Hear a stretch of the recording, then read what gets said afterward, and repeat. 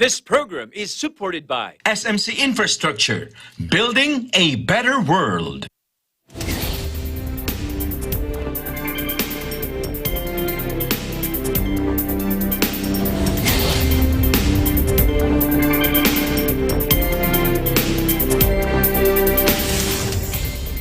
Hello, Malma Angeles, and you're watching Eagle News International. And I'm CJ Hero. Welcome to the program. Now on tonight's headlines.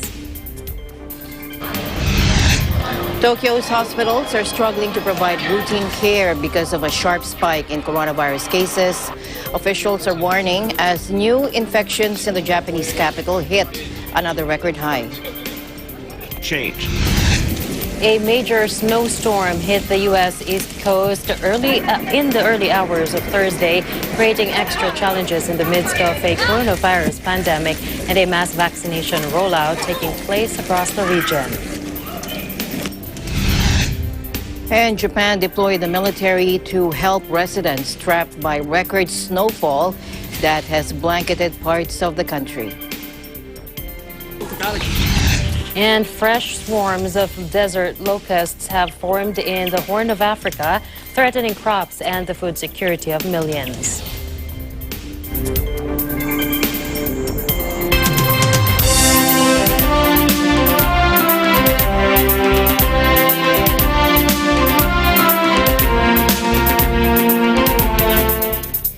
Tokyo's hospitals are now struggling to provide routine care because of a sharp spike in coronavirus cases. Officials warned as new infections in the Japanese capital hit another record high. The city has raised its alert level for availability of medical services to the top of a fourth-year COVID-19 warning system for the first time. Joining us live from Japan, here's Dennis Liu. Hello, Dennis. Hello, Alma. Good evening to you and to all our televiewers. Just to give you an update about COVID-19 here in Tokyo. Tokyo's medical system is severely strained from the COVID-19 pandemic, urging its government to raise the alert level to 4 of 4 stages, with number of cases is skyrocketed to a record high.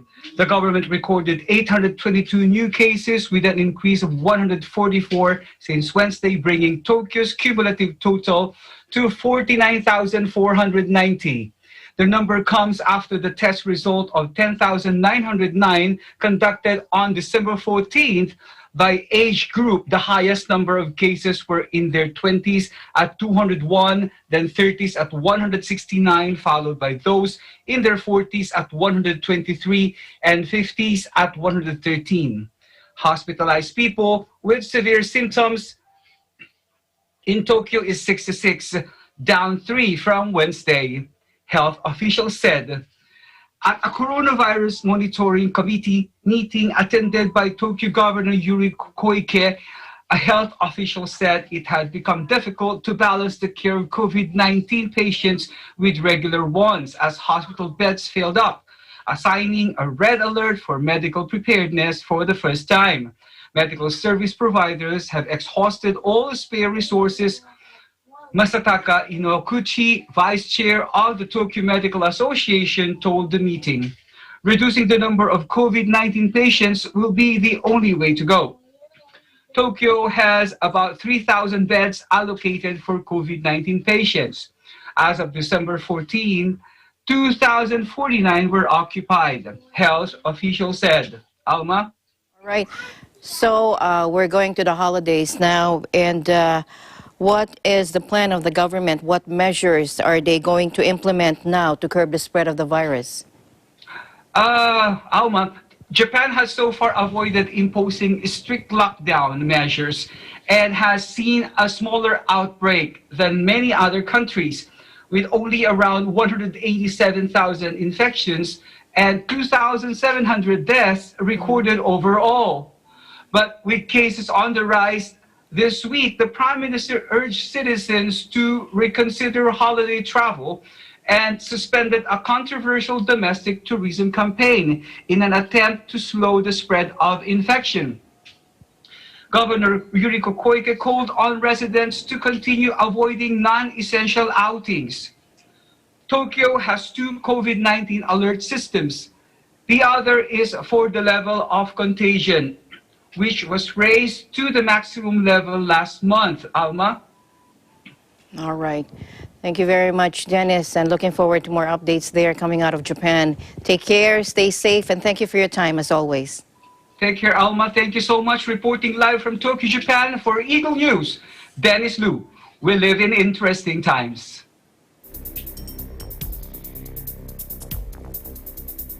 French President Emmanuel Macron tested positive for COVID-19 on Thursday, the presidency said, adding that he would now self-isolate for the next week. The palace in a statement said the 42-year-old took a test after developing symptoms and will now self-isolate for 7 days. He is one of the several leaders who have contracted COVID-19, including British Prime Minister Boris Johnson and U.S. President Donald Trump. Mr. Macron is still in charge of running the country and will work remotely, said an official. It is not yet known how Mr. Macron caught the virus, but his office said it was identifying those he had been in close contact with. Macron's wife, Brigitte, will also be self-isolating, but also shows no symptoms, her office said. French Prime Minister Jean Castex will self-isolate after contact with the president.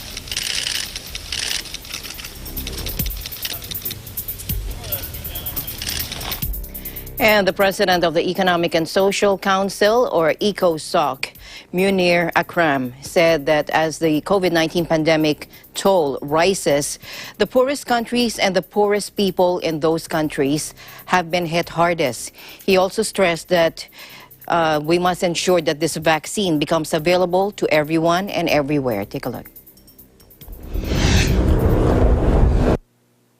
As the toll rises, we continue to deal also with severe disruptions in societies and economies around the world, with deep impacts on health, education, economic growth, financial displacement and stress, and breakdowns of social systems.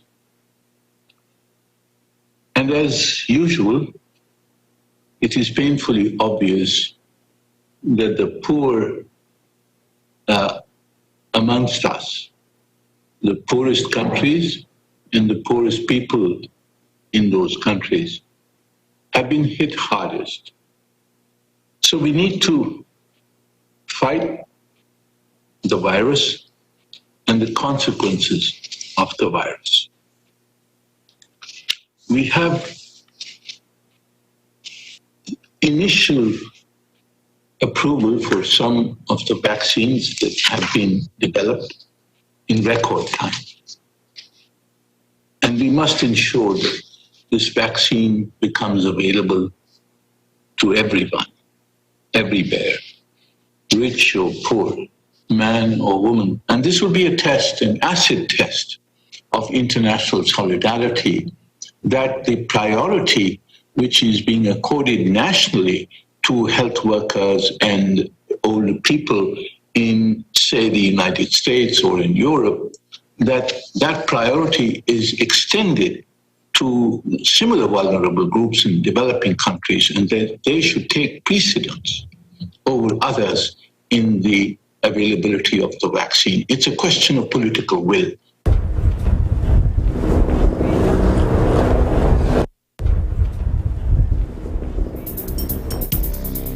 Russian President Vladimir Putin will get the Sputnik V coronavirus jab once it is approved for people of his age group, he says during his annual televised press conference. Watch this. Я обязательно это сделаю, как только это станет возможным.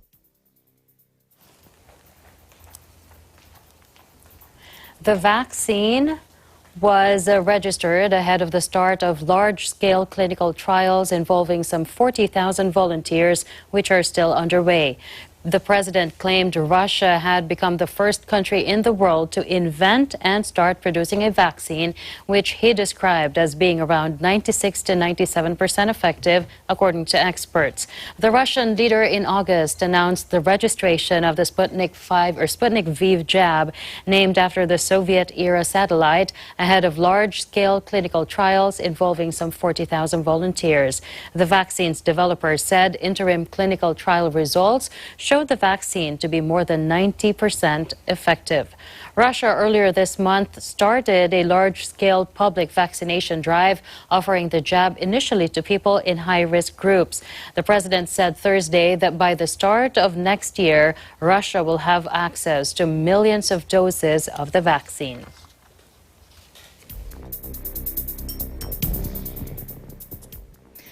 Meanwhile, health officials are rushing to trace the source of a growing cluster of COVID-19 cases in Australia's largest city of Sydney, with thousands of residents urged to stay home. Initial reports of 5 cases on Thursday morning had grown to 17 hours later as officials worked to uncover the source of the infection in the city's northern beaches. Now, New South Wales Chief Health Officer Kerry Chant said that at an earlier press conference that the cases were a wake-up call to Sydney-siders who had been enjoying a relative return to normal in recent months. Mask wearing, although encouraged, remains optional in Sydney as daily community cases in the country have remained low or at 0 for months, allowing a continued rollback of restrictions ahead of December 25. NSW Health told around 250,000 residents in the affected suburbs to stay home for 3 days and urged people to get tested, prompting large queues outside clinics. Health alerts were also issued for a growing number of venues, with one confirmed case in a worker at a retirement village. The news triggered swift action from several state officials around Australia, with some immediately revising travel rules for those arriving from Sydney.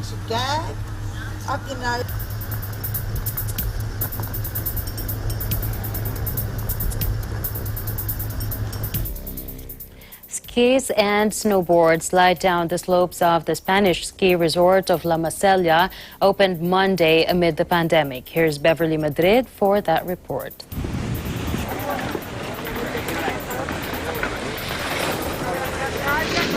Yes, Spain's Catalonia to open ski slopes Monday. Skis and snowboards slide down the slopes of the ski resorts in Spain's Catalonia region, which opened Monday despite a European debate raging over whether such sites should operate during the novel coronavirus pandemic. According to the ACEM, the region's main ski stations representative, Catalan ski resorts have decided to start the ski season last Monday with the regional government's agreement, making sure they open progressively and gradually with sale of ski passes, limitations to avoid overcrowding. Among those resorts are Spain's largest, Baqueira Beret and La Masella. Joaquim Alsina, the head of Catalan Ski Resort Association, ACEM, also told AFP that they decided to open because some areas in the region rely on ski resorts for 70% of their economic activity.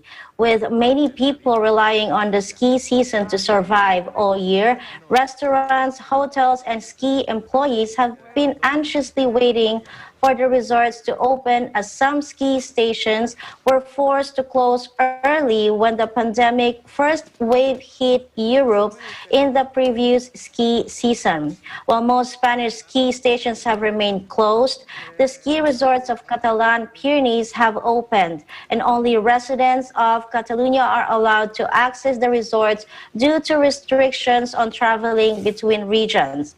Most European nations, like Spain's neighboring countries, France, Germany, and Italy, remain at odds over whether to allow skiers to hit the slopes over the holidays, over fears that winter sports crowds and après-ski revelry could provoke further COVID propagation. On the other hand, the commercial director of the La Masaya Ski Resort, Maite Martin, is confident about the resort's minimal risk of infections since the people who are practicing sports outdoors are all covered up using masks, gloves, and glasses. Back to you, CJ. All right. Well, Beverly, I know everyone's excited to get out of their houses, but aside from monitoring or putting a limit to the issuance of ski passes, are there any more measures that they are implementing there to make sure that they're not spreading the virus?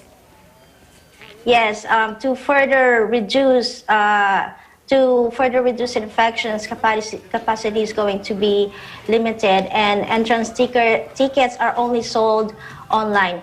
And of course, face masks are always mandatory whenever they are not skiing.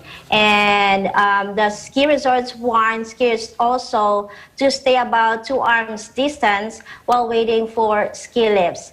The resort's employees also will control the ski line, asking for the people to wear masks. All right. Well, thank you so much, Beverly. Please do stay safe out there. I know it's cold out there now. Please take your vitamins. Thank you, CJ. Same to you. Reporting from Barcelona, Spain, I'm Beverly Madrid. We live in interesting times. All right, from Spain, let's go now to London, where Prime Minister Boris Johnson has rolled out tough rules for the country over the winter holiday. Let's hear more about this report. Here's Aribel Celestino joining us live. Hello, Aribel. Hi, Alma. And yes, British Prime Minister Boris Johnson on Wednesday resisted calls to tighten coronavirus restrictions over winter holidays as London faced stricter measures and concern grew about rising case numbers. The government has been under mounting pressure to toughen proposals, allowing up to 3 households to meet indoors during a 5-day festive window from December 23, as European neighbors curb their easing plans amid surging infections. The British Medical Journal, BMJ, and the Health Service Journal, HSJ, on Tuesday warned the UK-wide move could lead to the state-run National Health Service, NHS, being overwhelmed. But Johnson insisted it would be inhuman to cancel celebrations now, arguing people should think hard about their plans and exercise extreme caution while still being allowed to gather. After talks with leaders of the devolved governments in Scotland, Wales, and Northern Ireland, the British leaders said the rules should be seen as a maximum, not a target. Johnson said there had been unanimous agreement between London, Edinburgh, Cardiff, and Belfast not to change the policy after a tough year of social distancing and lockdowns. But Wales First Minister Mark Drakeford announced that only 2 households in the country should mix indoors during the 5-day period. Fewer people we mix within our homes, the less chance we have of catching or spreading the virus, he told a regular briefing. England's Chief Medical Officer Chris Whitty said there was a widespread acknowledgement that easing restrictions during the winter break would lead to more cases, hospitalizations, and deaths. But he added, such decisions were a balance of risk, while echoing the calls for caution. Keep it small, keep it short, keep it local, and think about the most vulnerable people, Whitty said, flanking Johnson in Downing Street. As you know, Alma, Britain has been one of the worst affected countries in the pandemic, registering some 65,000 deaths from about 1.9 million positive cases, according to government figures. Spiraling infection rates in London and parts of southeast England have triggered concerns about a further rise in January. In fact, Alma, London moved into the highest level of restrictions early Wednesday, forcing theaters, pubs, and restaurants to close again and banning household mixing indoors. Takeaway food outlets can still operate. People can meet in groups up to 6 people in public places outside. and schools will also remain open. The move is another body blow for the beleaguered hospitality and entertainment sectors, which have suffered huge losses in revenue and jobs since the start of the pandemic. Compliance with existing guidelines is an issue, and concerns have been raised about higher rates of infections among secondary school children aged 11 to 18. Increased testing in the worst-hit areas in and around London have been introduced. And while Alma, England, only emerged from a 4-week lockdown earlier this month, and the government introduced a targeted 3-tier regional system of restrictions to try to cut infection rates. London have been placed in Tier 2, which means non-essential shops and services can open, but it currently has one of the highest infection rates in the country. Back to you, Alma. All right. Thank you so much for your time, Aribel. Always stay safe, stay alert, stay healthy. Thank you so much for having me, Alma. Reporting from the United Kingdom, I am Aribel Celestino. We live in interesting times. In other news, a Vietnamese pharmaceutical company began testing a coronavirus vaccine on volunteers in Hanoi on Thursday as developing countries jostle with richer nations to access affordable inoculations. Nanogen's NanoCovax is one of 4 under development in Vietnam, and a company representative said it is expected to cost around $5 a dose. Take a look. Mà đây chúng tôi chuẩn bị đến tình huống nào cho dù nó rất ít nhưng nếu nó có xảy ra chúng tôi cũng sẽ đảm bảo tính an toàn để cho cái người được đến tiêm chủng và tham gia vào nghiên cứu. Khi chúng tôi quan niệm là Covid là giặc thì chúng tôi đang chuẩn bị những cái chiến dịch và bất cứ một công việc nào trong công việc thử nghiệm lâm sàng cũng đều được phải xác định như là trong trạng thái của đội quân tham gia chiến đấu, có nghĩa là phải chuẩn bị thật cẩn thận và phải thắng lợi. Và hệ thống nghiên cứu phát triển vaccine của Việt Nam thì đã được Tổ chức Y tế Thế giới công nhận. Do vậy thì quy trình nghiên cứu hiện nay đối với vaccine NanoCovax này thì tương đồng với các quy trình nghiên cứu ở trên thế giới. Chúng tôi khẳng định và chúng tôi cam kết rằng là cái việc an toàn cho các đối tượng tham gia nghiên cứu đó là yêu cầu đầu tiên mà Bộ Y tế yêu cầu tất cả các nghiên cứu thử nghiệm lâm sàng hiện nay ở Việt Nam. Developed by Nanogen Pharmaceutical Biotechnology, JSC, NanoCovax is Vietnam's first COVID-19 candidate vaccine to reach the human trial stage. 3 volunteers received the jab on Thursday and will be monitored for 72 hours at the Vietnam Military Medical University. Nguyen Ngo Quang from the Health Ministry said 60 participants will receive the vaccine in the first phase of the trial. University Director Do Kuyet said medical personnel were well prepared in case any participants developed problematic side effects. Vietnam has won praise worldwide for its handling of the pandemic, with just over 1,400 cases and 35 deaths in a country of around 96 million people. If the trials show good results, the drug maker plans to apply NanoCovax among the public in May 2021. Vietnam's total confirmed cases of COVID-19 infection stood at 1,405 as of Thursday morning, with 35 deaths from the disease so far. Meanwhile, Saudi Arabia kicked off a 3-phase COVID-19 vaccination program today, with the health minister among those inoculated after the first shipment of the Pfizer-BioNTech vaccine arrived in the kingdom. Along with Health Minister Tawfiq Al-Rabia, a woman in a wheelchair and another man were among the first to be administered the vaccine at a center in Riyadh. People aged over 65, as well as those with chronic ailments or at a high risk of infection, will receive the vaccine in the first stage, and those aged over 50 in the second. Everyone else will be vaccinated in the third stage, according to the Health Ministry, without specifying the dates for each phase or how long the mass campaign would take. The Gulf Kingdom has a population of more than 34 million, according to official figures.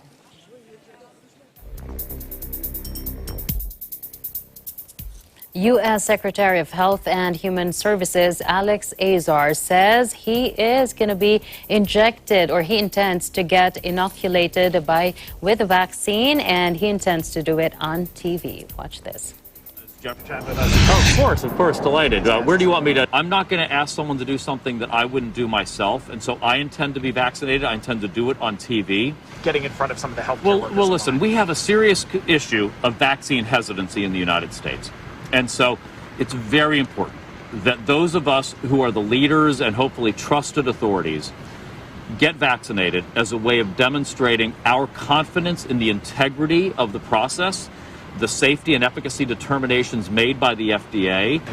Soon, I want this week to be about these heroic healthcare workers and our seniors. So but soon, I'll do it soon. But I want to be focused this week on protecting these healthcare workers. Is what I want to be highlighting. But do it soon. So it's going exceptionally well. Now, listen, I want to set expectations. This is one of the largest logistical undertakings in the history of medicine. There will be hiccups, as General Perna has said, but what we're doing is trying to minimize those, any type of execution risk. So, for instance, going very well so far, and, the reaction of the healthcare providers, our heroic frontline healthcare workers, whether at GW Hospital earlier in the week or today at Georgetown, that I'm hearing is they get the shot, and I ask them, how did it feel? And they say it's actually the same or even less than a flu shot in terms of how they're feeling when they get the shot in their arm. So I was just with the chief of medicine from the emergency department here at Georgetown, she had just gotten her shot. And she was just so happy and excited to feel protected now, being on the front lines.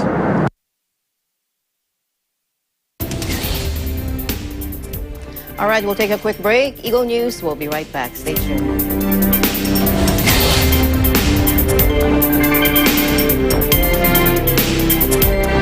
This portion is brought to you by Canreef Corporation, your ventilation and air conditioning specialist. Services offered: supply and installation of elevators, escalators, air conditioners, ventilators, jet towel hand dryers, generators, access control system, factory automation and modernization. For more info, please contact Ami Kanke at 0915-263-7198 or 0998-900-3224. Star Tollway is a 41.9-kilometer highway that stretches out from Santo Tomas, Batangas, all the way to Batangas City. An important component of the company's portfolio, the NAIA Expressway project is a 5.4-kilometer elevated expressway that connects the Skyway system to NAIA airport terminals and the entertainment city. SMC Infrastructure's ventures also include other projects aside from the toll road business.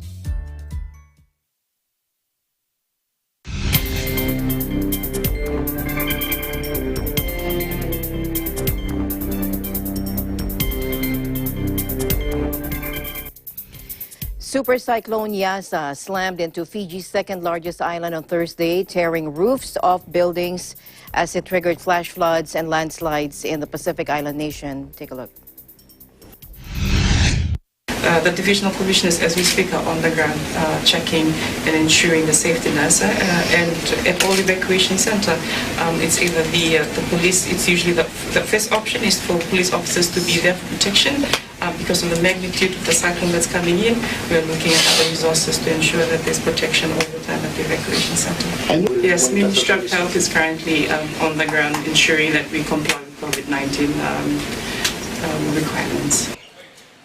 After days of dire warnings about widespread destruction, Fiji's Met Service said the top-of-the-scale Category 5 storm made landfall on Vanua, Levu late Thursday, packing winds gusts of up to 345 kilometers an hour or 210 miles an hour.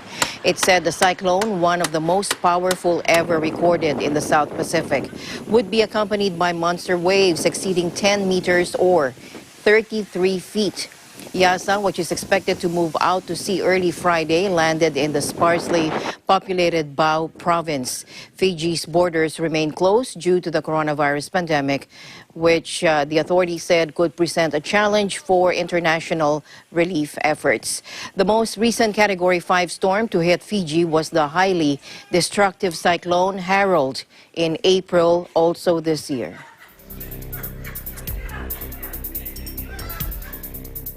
Now, a fast-moving winter storm barreled through the mid-Atlantic and into the northeast on Wednesday.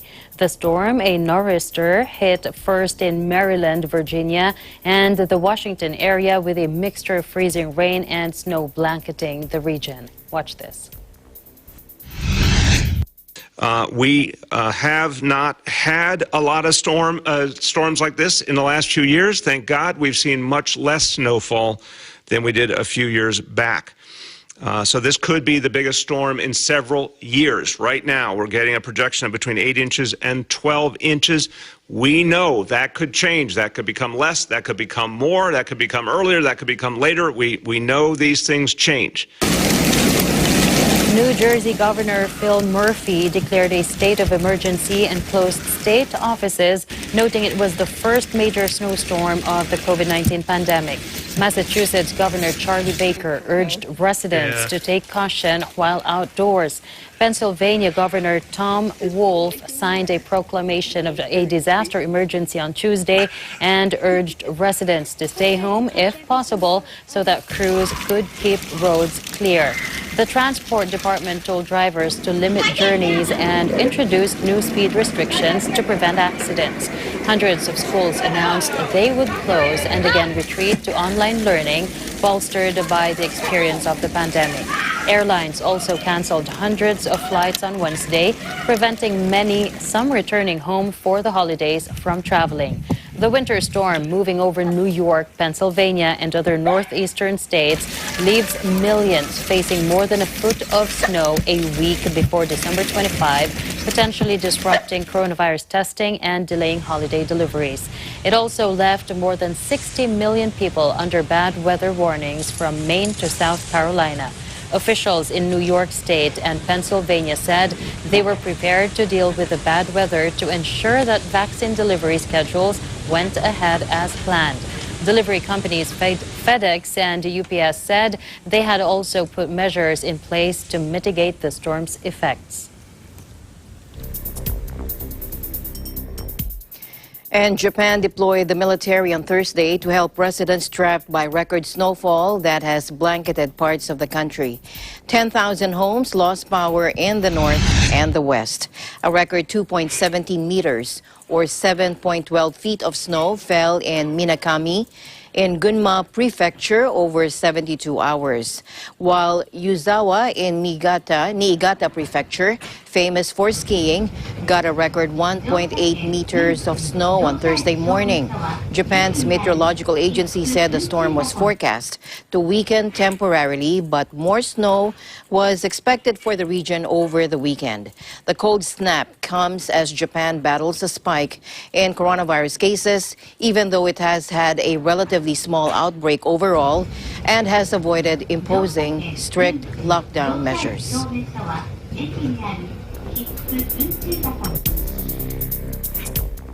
Fresh swarms of desert locusts have formed in the Horn of Africa, threatening crops and the food security of millions, the UN Food and Agriculture Organization warned on Wednesday.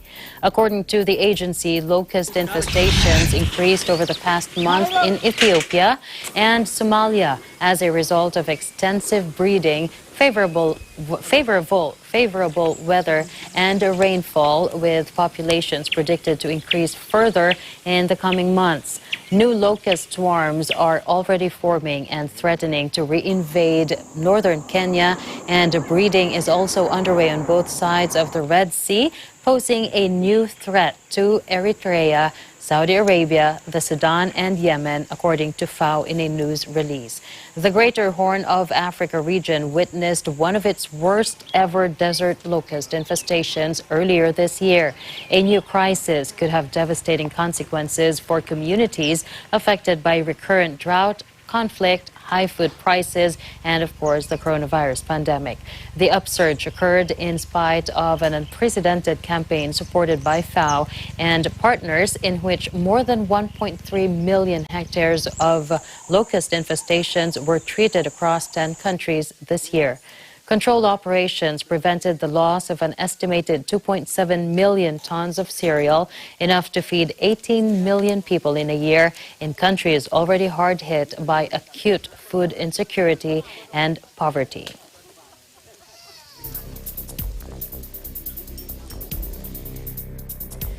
A Kenyan member of the Al-Shabaab militant group who received pilot training here in the Philippines was to appear in a U.S. court on Wednesday to face charges of conspiring to mount a 9/11-style attack in the United States. Cholo Abdi Abdullah, 30, is charged with 6 counts of terrorism-related offenses, according to the Justice Department in a statement. Acting Manhattan U.S. Attorney Audrey Strauss said Abdullah obtained pilot training in the Philippines as part of an Al-Shabaab plot in preparation for seeking to hijack a commercial aircraft and then crash it into a building in the United States. According to the indictment, Abdullah attended flight school in the Philippines between 2017 and 2019 and eventually obtained his pilot's license. Abdullah is charged with conspiring to murder U.S. nationals, conspiring to commit aircraft piracy, and other offenses. He could face a maximum sentence of life in prison. The Somalia-based Al-Shabaab was designated a terrorist movement by the U.S. in 2008.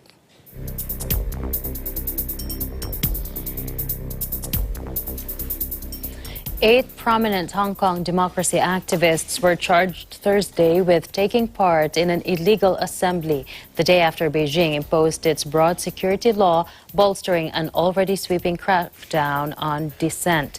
Those charged included veteran activist long-hair Leung Kwong-ho, the former chief of Hong Kong's Democratic Party Wu Chi-wai, ex-legislator Eddie Chu, and Figo Chan, the organizer of an annual July 1 rally marking the British handover of the city to China in 1997.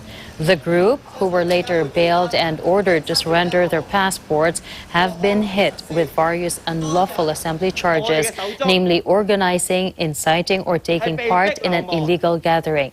The charges stem from protests that broke out on July 1st this year. The day before this year's handover anniversary, Beijing enacted its draconian national security law, bypassing the legislature and keeping its content secret until the moment it was imposed.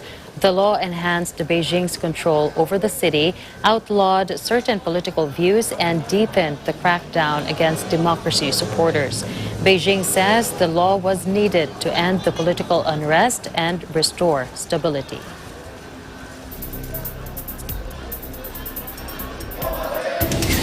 We will be back for more updates. Please don't go away.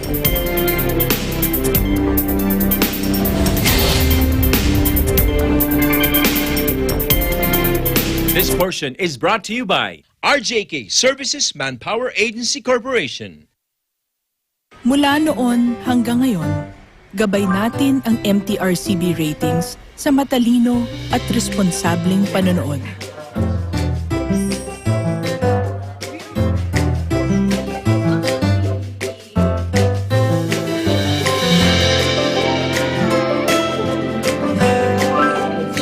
Sa tamang pagsunod sa MTRCB ratings, ginagawa nating ligtas at makabuluhan ang panonood ng bawat miyembro ng pamilyang Pilipino. Lumipas man ang panahon, hanggang may pamilyang Pilipino, andyan ang MTRCB.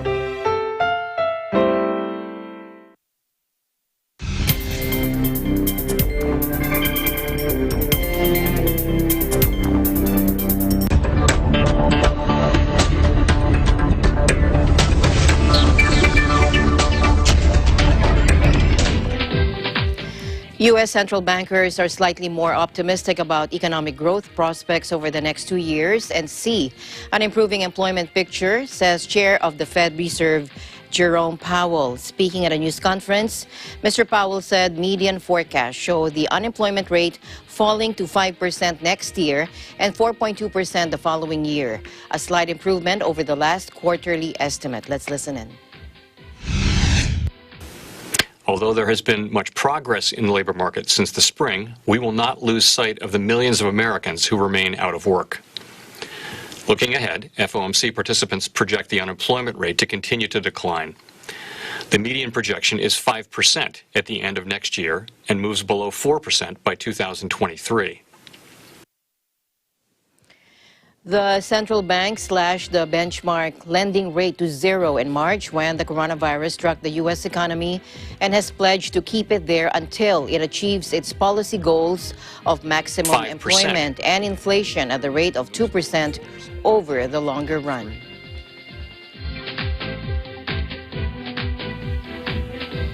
British and European negotiators have made progress towards agreeing fair trade rules, but are still far apart on access to fishing. Here's Caroline Kennedy for that report.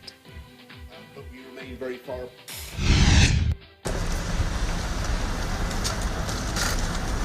The European Union and Britain have ordered their negotiations back to work on Sunday after agreeing to abandon a supposed make-or-break deadline for a post-Brexit trade pact. European Union Chief Ursula von der Leyen and Prime Minister Boris Johnson have said last week that they would decide whether an agreement was possible by the end of Sunday, but have agreed in the crisis call to extend the extra mile. First of all, there's movement. That is good. And the transition period ends. So we're talking about a new beginning with old friends, but we should also be clear from the 1st of January on, and this is in 3 weeks, the UK will be a third country to the European Union. And what we have sorted out such a package already in the agreement. We're on the very last mile to go. But it's an essential one, and we want a level playing field. We want a level playing field not only at the start, but also over time. European Union negotiator Michael Barnier and Britain's David Frost have held talks on Saturday and earlier on Sunday. They have been alternating between the capitals of the European official and said that for the moment they would remain in Brussels. Speaking for himself, Johnson insisted that the agreement would be far from sure, and with less than 3 weeks to go until Britain has left the European Union a single trademark by the end of the month. Say there is a deal to be done if our partners want to do it, but we remain very far apart on these key issues, and you know what they are. The UK can't be locked into the EU's regulatory orbit, and we've obviously got to take back control of our fisheries. Within London, the government insists that Britain is ready to leave the Union and handle its own affairs after 47 years of economic integrations. Downing Street continues to say that it has mapped out every single foreseeable scenario for the problem after December 31st, and no one needs to worry about our food, medicines, and our vital supply chains. The government continues to say that it is ready for a hefty new support for sectors in the firing line, such as farming and autos, but the British businesses groups are dismayed at the lack of clarity on what the future trading holds for the rules. It's positive that they're still trying. I'm disappointed that it's not done, because we need to prepare for whatever the outcome is. A no-deal Brexit, my main worry is the immediate effect it will have. It will cause a logjam on getting things in and out the country, purely and simply while they're sorting out the paperwork. And my biggest fear is tariffs. It will have an effect on business, whoever's doing it. I think we'd be silly to leave without a deal, because they are our biggest trading partners, and as you said to me earlier, it would be bad for this region with Nissan maybe pulling out if they have to pay tariffs on the cars going into Europe. I mean, the country did vote democratically to leave, so I do feel we should leave, but we need to leave with a deal. But the deal has to be good for us as well as them. For the rules. I'm Caroline Kennedy reporting from Northeast England. We live in interesting times.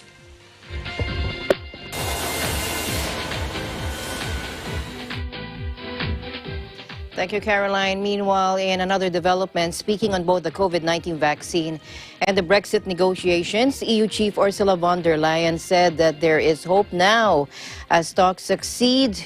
could succeed in the next days, and COVID-19 vaccination also could start within a week. Let's listen in. The good news is that we have found a way forward on most issues. But this is now a case of us being so close and yet being so far away from each other. Because two issues still remain outstanding, you know them, the level playing field and the fisheries. But there is finally some good news. We have agency and we have hope. And this is the message I pass to the leaders at the European Council. The Commission has negotiated the broadest portfolio of vaccine candidates. And finally, within a week, the first vaccine will be authorized. The EU's 27 member countries aim to start COVID-19 vaccinations on the same day in a sign of unity, European Commission Chief Ursula von der Leyen said on Wednesday, and her statement to the European Parliament came as pressure mounted on the bloc to catch up with the United States and Britain, which have already started inoculating people with a vaccine made by Pfizer and BioNTech. The U.S. Treasury accused of Switzerland and Vietnam of manipulating their currencies, partly to gain a trade advantage. In the semi-annual foreign exchange report, the Treasury found the two countries were intervening in currency markets to affect balance of payments, and in the case of Vietnam, also aimed at gaining unfair competitive advantage in international trade. U.S. Treasury Secretary Steven Mnuchin called the decision a strong step to safeguard economic growth and opportunity for American workers and businesses. China remains on Treasury's monitoring list of major trading partners that merit close attention to their currency practices, along with Japan, Korea, Germany, and others. Treasury added 3 countries to the list: India, Taiwan, and Thailand. The report called on China to improve transparency of its exchange rate management, in particular intervention in currency markets. President Donald Trump has repeatedly railed against countries that have trade surpluses with the United States, accusing many of them of using a weaker currency to sell their goods more cheaply at the expense of U.S. producers.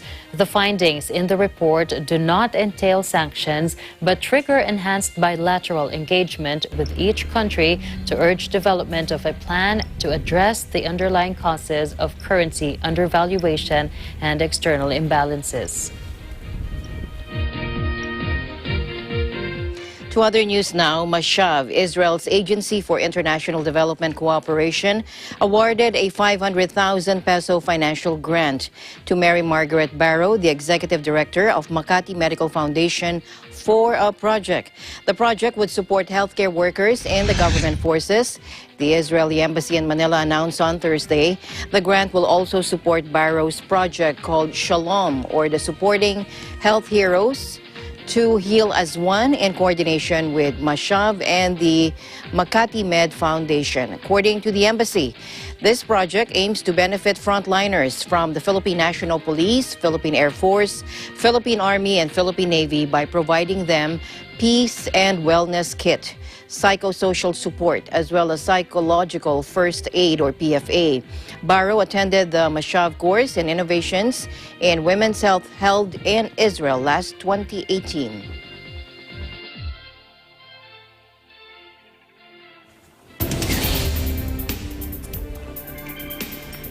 Eagle News will be right back. Stay tuned.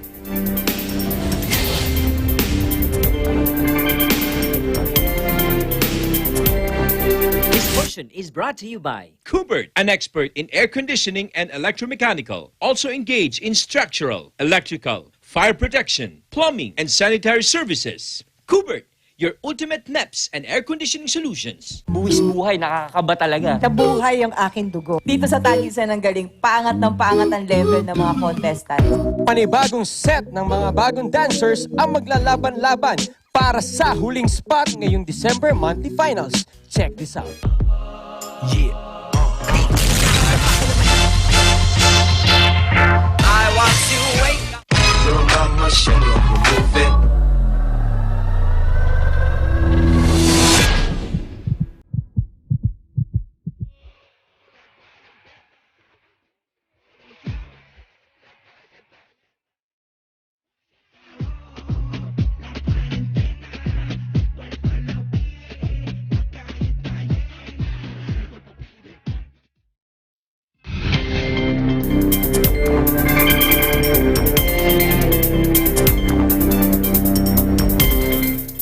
Welcome back to the news. An unmanned Chinese spacecraft carrying rocks and soil from the moon returned safely to Earth early Thursday, completing another chapter in China's effort to become a space superpower. The mission was the first in 4 decades to collect lunar samples, emulating the feats of the United States and the Soviet Union from the 1960s and 70s, and going a few steps further.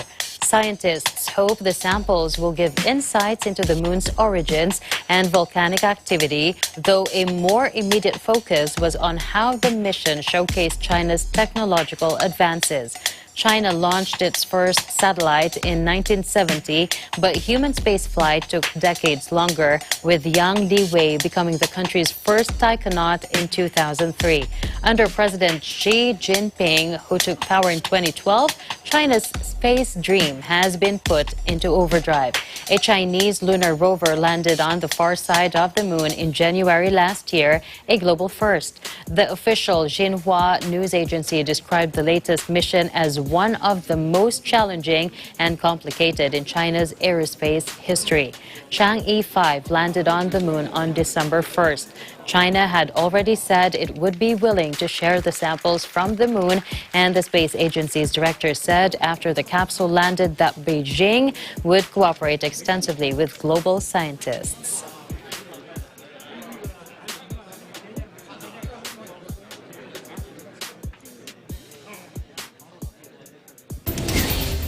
Imagine what else we're going to be exploring in the next 5 or 10 years. Yes. Very exciting. Another feat.